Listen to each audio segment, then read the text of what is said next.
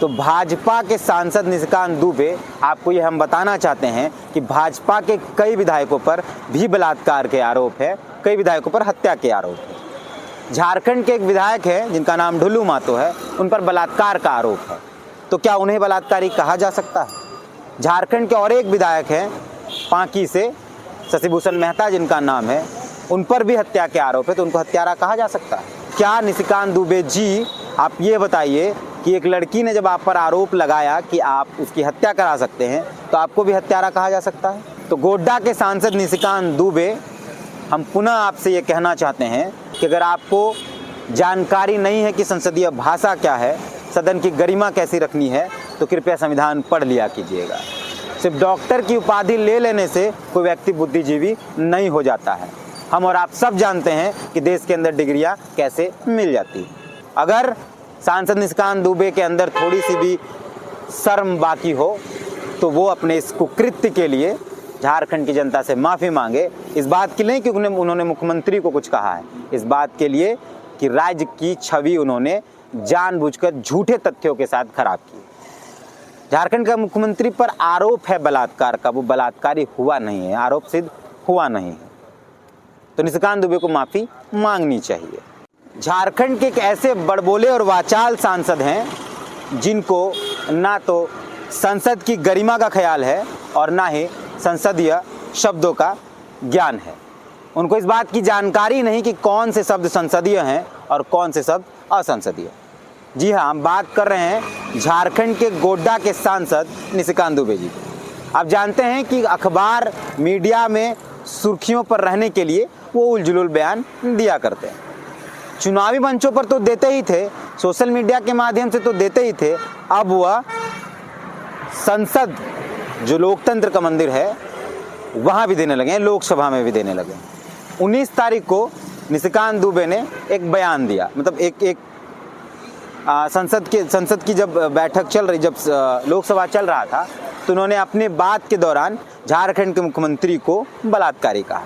और इसके पीछे रीजन ये है सर कि जो हमारा मुख्यमंत्री है वो खुद बलात्कारी है। 2013 में उसके ऊपर बलात्कार के चार्ज लगे और महाराष्ट्र सरकार ने उसकी सीबीआई इंक्वायरी के लिए कहा हुआ है। मेरा आपके और इसके पीछे रीजन ये है सर कि जो हमारा मुख्यमंत्री है वो खुद बलात्कारी है। 2013 में उसके ऊपर बलात्कार के चार्ज लगे और महाराष्ट्र सरकार ने उसकी सीबीआई इंक्वायरी के लिए कहा हुआ है। मेरा आपके आप सोचिए कि इस व्यक्ति को इस बात की जानकारी भी नहीं है कि बलात्कार जैसे शब्दों का इस्तेमाल संसद के अंदर प्रतिबंधित है। जुलाई 2022 में ही ऐसे शब्दों पर प्रतिबंध लगा था, लेकिन शायद इनको इन बात की जानकारी नहीं है। क्यों? क्योंकि इनको सिर्फ ख्याति चाहिए। इनके ख्याति और इनके बड़बोलेपन की जो चाह है उसमें झारखंड बदनाम हो इनको फर्क नहीं पड़ता है, झारखंड के लोग बदनाम हो इनको फर्क नहीं पड़ता है। इससे पहले भी इन्होंने झारखंड के लोगों को ठग कहा, झारखंड को ठग प्रदेश कहा। इससे पहले इन्होंने खतियान आधार स्थानीयता की मांग करने वाले लोगों को बांग्लादेशी कहा, आईएसआई के एजेंट कहा, और अब इन्होंने झारखंड के मुख्यमंत्री को बलात्कारी कहा, वो भी सदन के अंदर। जिस सदन की कार्यवाही सिर्फ झारखंड नहीं तमाम देश के तमाम लोग देखते हैं, तो उनके दिमाग में झारखंड के प्रति क्या जाएगा। ये व्यक्ति बिहार मूल के हैं और ये जानबूझकर झारखंड को बदनाम करने में लगे रहते हैं। ये तो जानकारी आपको है ही। हम आगे बढ़ते हैं। सांसद महोदय ने सदन की कार्रवाई के दौरान अपनी बात रखने के समय झारखंड के मुख्यमंत्री को बलात्कारी कहा और कहा कि मुख्यमंत्री पर बलात्कार का चार्ज किया हुआ है।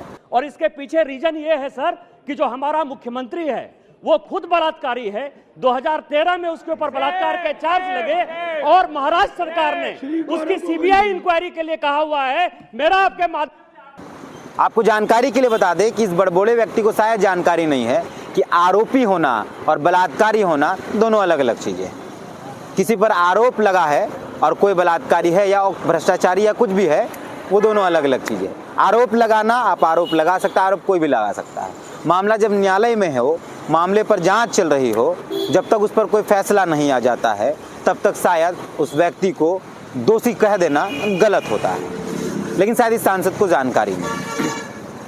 सदन के अंदर माननीय मुख्यमंत्री हेमंत सोरेन को इन्होंने बलात्कारी कहा।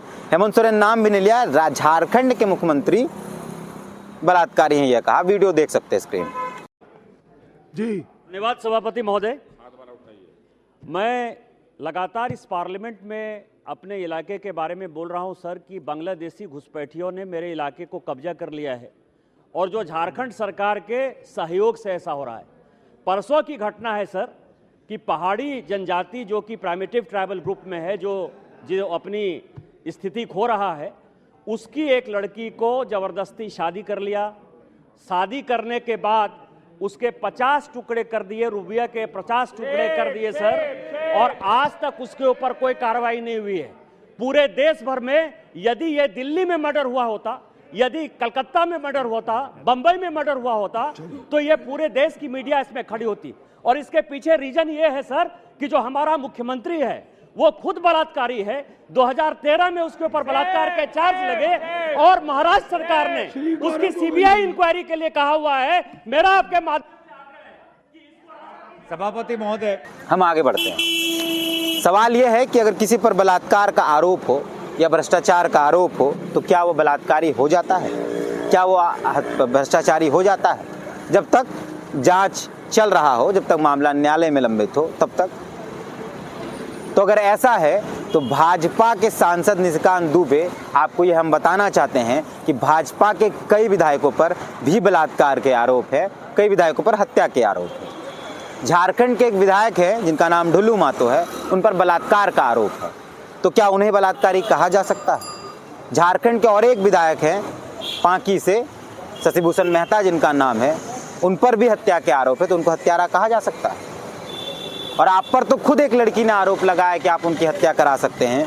तो क्या निशिकांत दुबे जी, आप ये बताइए कि एक लड़की ने जब आप पर आरोप लगाया कि आप उसकी हत्या करा सकते हैं, तो आपको भी हत्यारा कहा जा सकता है? मैं आयशा खान, मुझे ब्लैकमेल और डराया और धमकाया जा रहा है।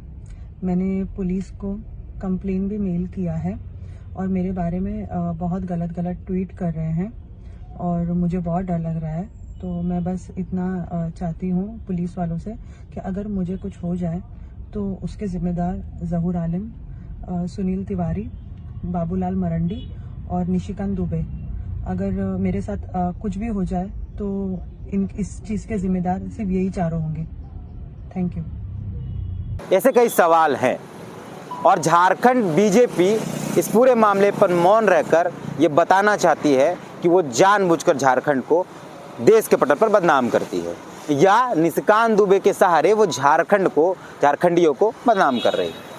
पहले इन्होंने ठग प्रदेश कहा, फिर झारखंड स्थानीयता की मांग करने वाले लोगों को बांग्लादेशी और आईएसआई का एजेंट कहा, अब झारखंड के मुख्यमंत्री को बलात्कारी कहते हैं।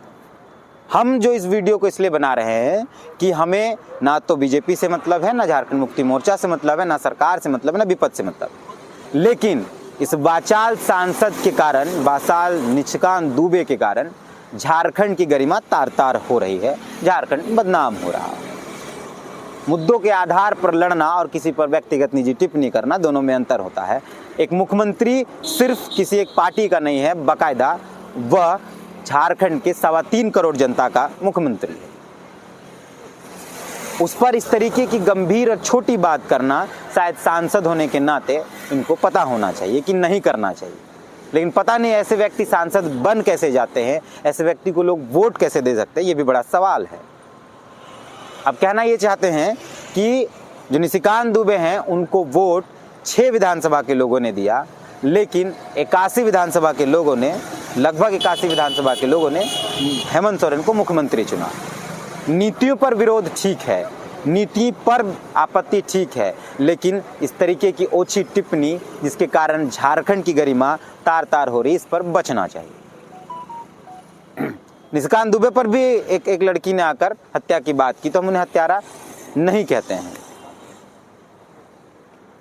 हालांकि जिस तरीके की निशिकांत दुबे बात कर रहे हैं हत्यारा, तो उनको भी कहना चाहिए। और राज्य के कई नेता विधायक हैं जो भाजपा से हैं जिन पर हत्या का आरोप है, तो क्या उनको हत्यारा कहा जाए?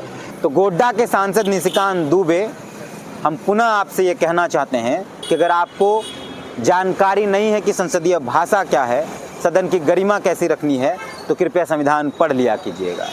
सिर्फ डॉक्टर की उपाधि ले लेने से कोई व्यक्ति बुद्धिजीवी नहीं हो जाता है। हम और आप सब जानते हैं कि देश के अंदर डिग्रियां कैसे मिल जाती है। अगर सांसद निशिकांत दुबे के अंदर थोड़ी सी भी शर्म बाकी हो तो वो अपने इस कुकृत्य के लिए झारखंड की जनता से माफ़ी मांगे। इस बात के लिए कि उन्होंने मुख्यमंत्री को कुछ कहा है, इस बात के लिए कि राज्य की छवि उन्होंने जानबूझकर झूठे तथ्यों के साथ खराब की। झारखंड का मुख्यमंत्री पर आरोप है बलात्कार का, वो बलात्कारी हुआ नहीं है, आरोप सिद्ध हुआ नहीं है, तो निशिकांत दुबे को माफ़ी मांगनी चाहिए।